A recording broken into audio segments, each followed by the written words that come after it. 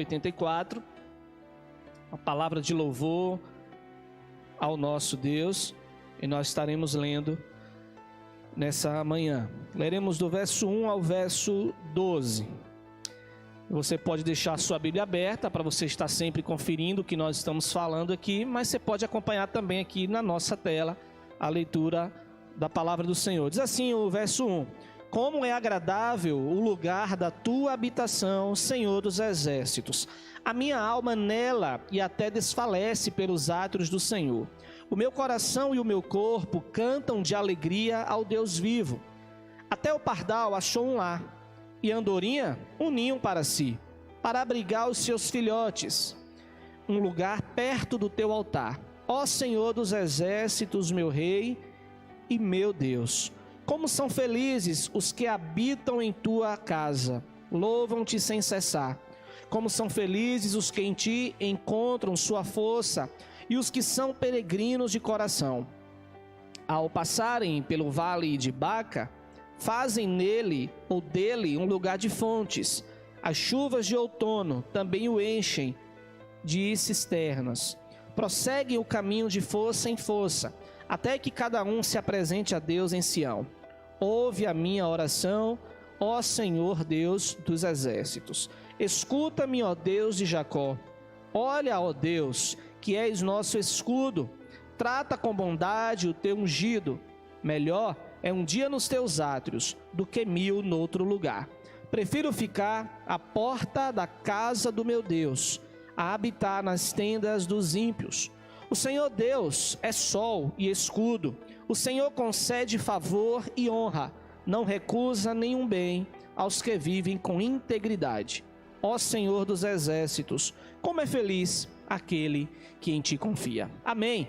Essa é a palavra de Deus que vem hoje aos nossos corações. Eu quero te convidar a orar nesse momento e pedir que o Senhor dê a sua palavra aos nossos corações nessa manhã. Senhor, estamos aqui, Pai, para receber do Senhor a tua palavra. Somente em ler esta santa escritura, nós já nos alimentamos ouvindo a tua voz. Mas cremos, ó Pai, que o Senhor ainda tem muito a dizer. Por isso, ó Deus, que os nossos corações não se percam nesse momento, que a nossa atenção não seja desviada, mas que nós continuemos cativos ao Senhor, para que o Senhor continue a manifestar o teu querer, a tua vontade em nossos corações. Nós oramos em nome de Jesus. Amém. Amados, esse salmo é um salmo lindo, maravilhoso. Canções e mais canções já foram iluminadas aí por esta palavra. E nós temos uma pergunta a fazer para começar essa nossa reflexão dessa manhã. Como tem sido a sua peregrinação aos céus? Como tem sido a sua caminhada para com Deus? De que forma, meu irmão, minha irmã, você tem caminhado acreditando nesse Senhor? Acreditando que em breve você se encontrará com Deus? Qual é a forma que você tem se jubilado, se alegrado? Como você tem buscado a esse Deus? O que representa o templo para você? O que representa a casa de Deus? Qual é o significado de tudo isso no seu coração? Como é que tem sido essa sua caminhada até os céus? Alguém muito especial, uma certa feita, escreveu um livro lindo chamado O Peregrino. E esse livro traz para a gente muitas, claro, ilustrações de como que é essa jornada, de como que é essa caminhada, dos percalços que a gente pode encontrar na vida. Mas esse peregrino também traz a reflexão para as nossas vidas, de que não podemos desistir dessa caminhada por nenhum tipo de empecilho que possa vir sobre as nossas vidas.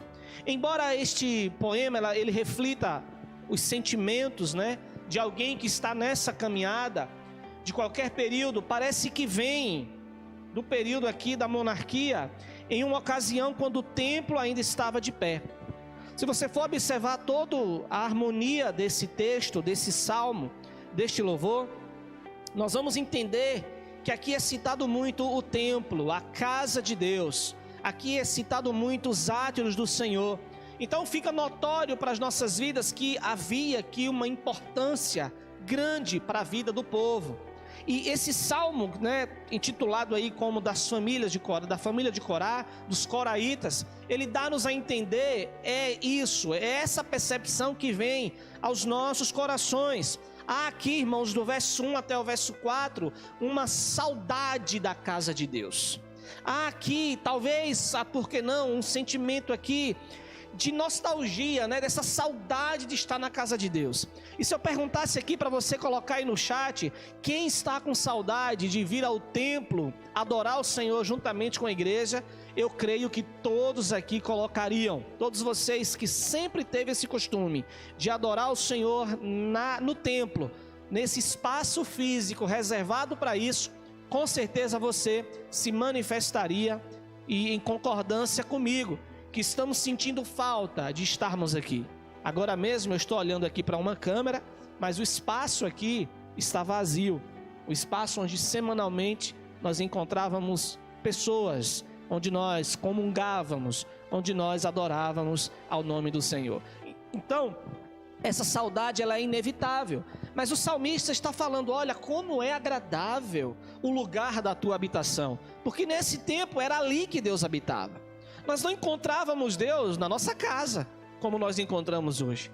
Nós não podíamos ter essa conversa com Deus como nós tínhamos na pia, lavando aquela arruma de prato, na sala da casa, na varanda, lavando roupa, dirigindo, até dormindo, né? Claro, Deus está ali velando por nós.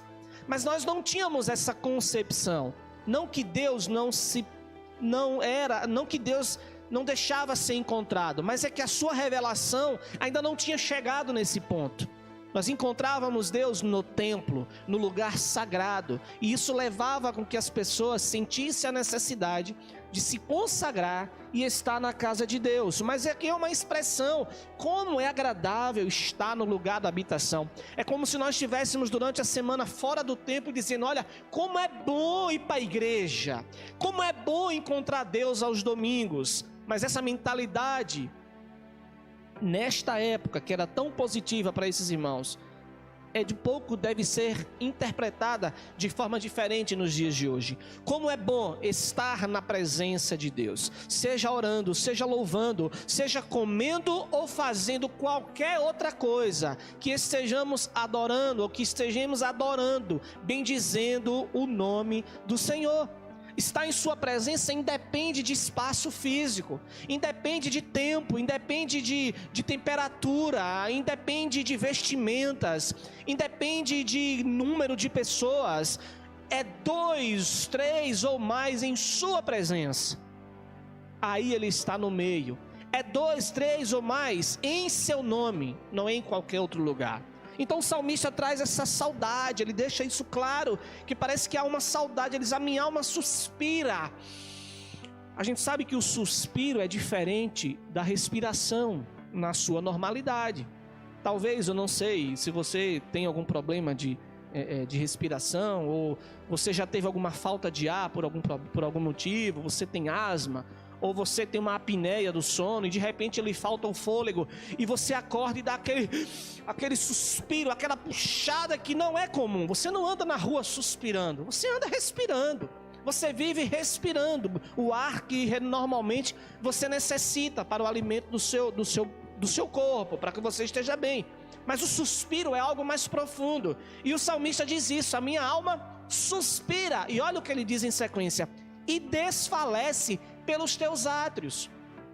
Algo muito importante aqui, irmãos, porque depois de exclamar quão amáveis são os tabernáculos do Senhor, o salmista participa dessa saudade intensa, que está para ser satisfeita, porque mesmo não estando aqui na ordem dos cânticos de degraus, né, dos salmos de peregrinação, mas esse salmo é considerado um salmo de degrau, um salmo de peregrinação. Era um salmo que era cantado ao longo da caminhada até o templo a Jerusalém.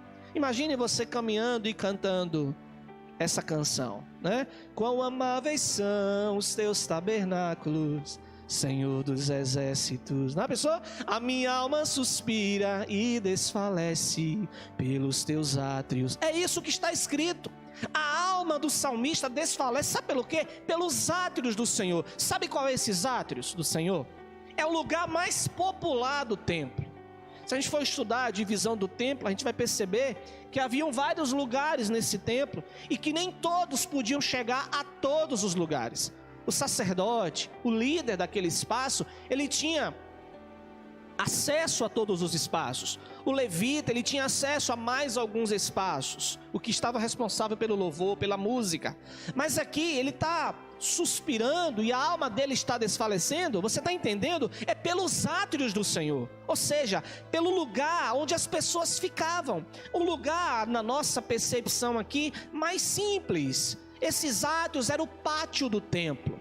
Ou seja, somente em estar nas dependências do templo, somente em ele pensar que estaria em breve nas dependências do templo, a sua alma já desfalecia, o seu coração já se regozijava, a sua alma ela já suspirava, somente em estar nas dependências do templo. Eu não sei quantos de vocês já tiveram essa experiência, mas em ir ao templo durante a semana, quando esse templo está vazio, sem ninguém, e você chega sozinho no templo, e você sente aquele silêncio. Ora, a gente sabe que a olhos nus aqui e cruz, o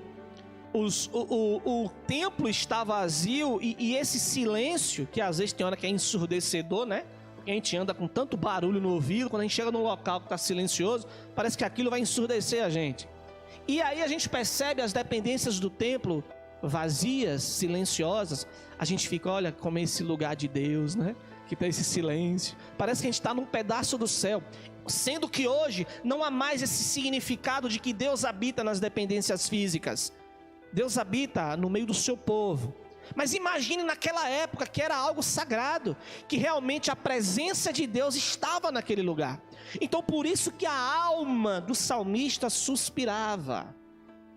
O verso 3, ele inveja as aves que vivem no recinto do templo. Olha que maravilha, até o pardal achou lá. Aqui está cheio de pardal, viu? Não sei aí onde você adora, não sei o templo onde você frequenta, mas até o pardal achou um lar, a andorinha achou ninho para si.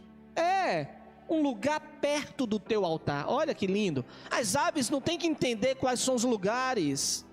As aves, elas voam onde elas acham espaço. Elas entram e elas não incomodam. Elas adoram ao seu Criador. E ele diz, ó Senhor dos exércitos, Rei meu. É como se faltasse palavras no momento da sua oração e ele exclamasse, ó Senhor dos exércitos, Rei meu. O verso 4, ele reconhece como são afortunados aqueles servos que vivem dentro dos edifícios do templo. Olha que lindo, como são felizes os que habitam em tua casa. Essa habitação aqui, gente, é literal. Era o sacerdote, era o levita, eram as viúvas que dependiam do templo, que tinham lugares para estar, eram os órfãos, eram pessoas que eram abrigadas pelo templo, sustentadas pelos recursos do templo. Essas pessoas moravam nos templos. Aliás, até anos atrás, os pastores, os padres, né? Os sacerdotes, os líderes, eles tinham como a prioridade morar nas dependências do templo ou próximo a essas dependências. Com o tempo as coisas vão se mudando um pouco, né? Mas era muito notório isso e muito compreensível, porque se Deus está no templo, é melhor que o sacerdote esteja no templo, para que ele esteja sempre na presença de Deus e ali as pessoas encontrem-se com ele. Do verso 5 ao verso 8, a peregrinação à casa de Deus, né? Bem-aventurado o homem cuja força está em ti. Perceba que mesmo ele estando em peregrinação, mesmo o povo caminhando para o templo onde se encontrariam com Deus, mas o salmista aqui eleva a sua voz diretamente ao Deus, ao próprio Deus, e ele diz, bem-aventurado o homem cuja força está em ti. A felicidade do morador constante reflete-se no peregrino. Ele tem um senso especial da força de Deus e teme em seu coração os caminhos aplanados para Sião. Ainda o verso 5 aí, né? No verso 5, agora, quando passa pelo vale desprovido de águas. O vale de Baca era um vale justamente desprovido de águas. Alguns vão dizer que lá existiam algumas plantas que elas derramavam água, líquido de si o tempo todo, e alguns dizem que essas, claro, no sentido figurado, que essas plantas choravam, né, por aquele vale. Então, no caminho a Jerusalém, eles passavam por esse lugar, não tinha como eles desviarem, e esse vale, que geralmente os vales, quando é dito na Bíblia, são corredores entre montanhas, né, e são vales temerosos, porque algumas feras encontravam ali os humanos, e eles não tinham para onde fugir, porque eram rochas, pedras dos dois lados, e eles tinham que atravessar aquele vale, a não ser que eles subissem montanhas, e complicariam mais ainda a sua peregrinação. Então eles tinham que passar por alguns corredores estreitos, cavernas, vales, e esse vale de Baca era um vale de muita escassez. E ele diz, mesmo quando passamos pelo vale de Baca, faze dele um lugar de fontes. Veja que a referência é, mesmo na sequidão, Deus nos traz a um lugar de fontes. Mesmo em isolamentos, Deus consegue unir a sua igreja como Ele está unido. Hoje às 6 da manhã nós estávamos ali, cada um na sua casa, mas todos unidos perante a presença do Senhor, adorando, bendizendo o seu nome, orando e se fortalecendo no Cristo Jesus. Amém? Do 9 até o 12, a alegria da adoração na casa de Deus. Pois um dia aos teus átrios vale mais que 1000. Olha que lindo. Após proferir uma pequena oração pelo rei ungido de Deus, o salmista descreve a alegria de se juntar aos outros no culto de adoração. Eu acredito que para o salmista, mesmo Deus estando presente nas dependências físicas do templo, mas era necessário que a igreja se reunisse. Era necessário que o povo se juntasse, porque é importante essa junção, é importante essa adoração, a alegria nesse juntamento. Melhor é um dia nos teus átrios do que 1000 em outro lugar. E olha como ele diz agora, um lugar mais simples ainda.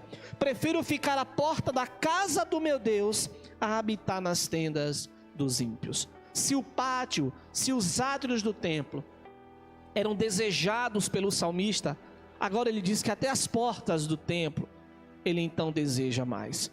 As portas do templo, se você observar e lembrar de algumas referências bíblicas, e não precisa a gente ir na história para lembrar, mas era onde ficava os coxos, era onde ficava aqueles que, até para os que adoravam a Deus, os consideravam sujos, imundos. Os leprosos não poderiam entrar no templo, e eles ficavam ali pedindo esmolas. A gente vai ver isso lá na frente com o apóstolo Pedro, né? Quando ele vai entrar ali no templo, lá na sinagoga, o que acontece? Tem um homem lá, coxo, né? Aleijado, pedindo esmolas, e Pedro manda que ele levante e ande. Então, esse salmista, nesse momento do seu poema, ele deseja até estar à porta do templo, ou seja, pode ser em qualquer lugar, eu quero estar no templo. Pode ser nas portas, pode ser nos átrios, em qualquer lugar. Isso nos ensina algo, meu querido. Isso nos ensina que hoje, na nossa compreensão que nós temos de Deus e da sua presença, não importa o lugar que a gente ocupe, você não pode ficar preocupado se você não está ocupando um lugar que aos olhos humanos é de destaque. O lugar que você está ocupando nesse momento é importante para a obra de Deus. O lugar que você está ocupando nesse momento, seja na porta do templo, seja tocando esse instrumento, seja ali dando um clique naquele computador para que a transmissão chegue até você, seja aqui dando uma assistência num copo com água no templo, qualquer situação, qualquer atividade que a gente desenvolva no templo, na casa e na obra de Deus é importante para Deus, desde que a gente faça com o nosso coração na obra e estando em Cristo Jesus. Um dia no local de culto, um dia ele sente e diz que vale mais do que 1000 dias a qualquer outro lugar. Quando nós entendemos isso, às vezes a gente entende até de forma diferente. A gente fala assim, olha, vale mais estar na igreja do que em qualquer outro lugar. Então eu vou para a igreja para eu não ir para o futebol. Eu vou para a igreja para eu não ir para a praça. Eu vou para a igreja para eu não ir no circo. Não é disso que a Bíblia está falando aqui. A compreensão que temos hoje é que vale estar na presença de Deus. E um dia na presença dele vale mais do que 10 mil em outros lugares. Pastor, e como é que eu estou e não estou em sua presença? Claro que diante da sua onipresença, ele está presente em todos os lugares. Mas é diferente quando eu estou na presença dele. Durante o dia eu tenho várias opções. Durante o dia, o meu adversário, Satanás, o inimigo da minha e das nossas almas, ele vai colocar diante de nós situações que nos afastam da presença de Deus. Vale mais um dia na presença de Deus do que 1000 dias em outro lugar. Talvez você pense, mas se eu pegar este recurso aqui que não é meu, é ilícito, vai mudar a minha vida. A partir de hoje eu serei um homem rico. A partir de hoje eu vou viver todos os meus dias na prosperidade financeira. Não troque aquele dia na presença do Senhor por uma proposta de 1000 dias em qualquer outro lugar.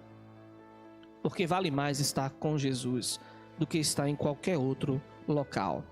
Do que ter um lugar de habitação permanente, onde a impiedade, o pecado, abunde. E o verso 11 vai dizer que ele é sol e escudo.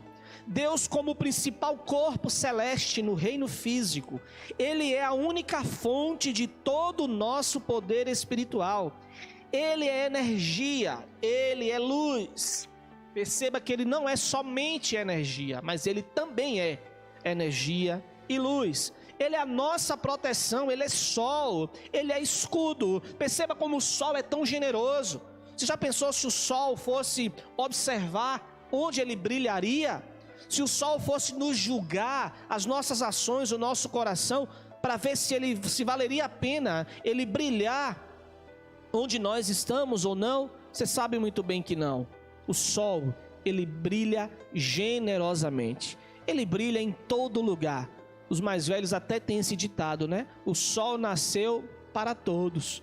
O sol brilha para todos. O sol está aí, brilhando para você, brilhando para mim, brilhando para todos nós. E esse sol nem somente aquece, mas ele nutre as plantas, ele mantém a natureza, ele tira o mofo das nossas vidas, não é verdade? O sol está aí para dar a oportunidade a todos e dizer que mais um dia nós temos a oportunidade para poder buscarmos esse Deus maravilhoso.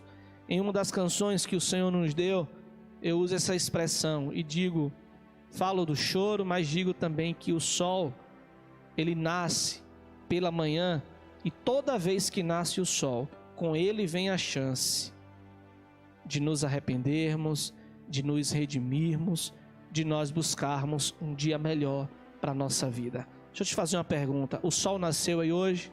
Amém? Então é mais uma chance, é mais uma oportunidade que Deus está te dando para você viver uma vida diferente.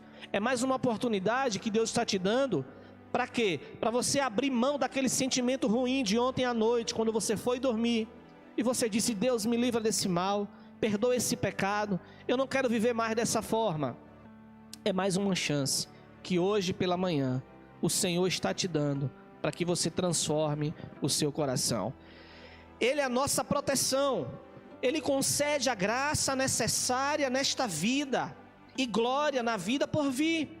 Feliz ou bem-aventurado é o homem que vive sobre essa proteção, sobre esse sol, sobre esse escudo. Ele é sol, mas ele também é escudo, ele nos protege. Aqueles grandes escudos que os grandes exércitos usavam em guerras, não somente protegiam o escudeiro, mas protegiam também toda a realeza.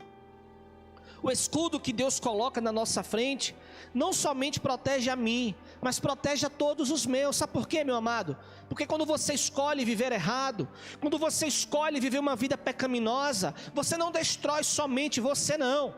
Você não destrói somente a sua vida, mas você destrói a vida de muitos. Quando você é um marido que você procura viver outra vida lá fora adúltera, uma vida promíscua. Você traz para dentro de casa a destruição para a sua esposa, para os seus filhos, porque você está ensinando para eles a forma que eles devem viver também. Então olha só, quando você erra, quando você decide viver dias longe da presença do Senhor, você está escolhendo também que a tua família viva dias longe da presença do Senhor. E aqui a felicidade é enfatizada novamente por aquele que refugiou-se em Deus através da oração espiritual, porque Ele é sol e escudo, e Ele concede favor e honra, não recusa nenhum bem aos que vivem corretamente. Viva corretamente, e Deus não deixará que nada falte na sua vida. Viva corretamente, e o Senhor, Ele não permitirá que nada te atinja. Viva corretamente, e você não vai perder nada por estar vivendo corretamente. Pelo contrário, Ele honra, o Senhor Ele honra a todos que vivem corretamente. Isso é promessa, isso está aí na sua palavra.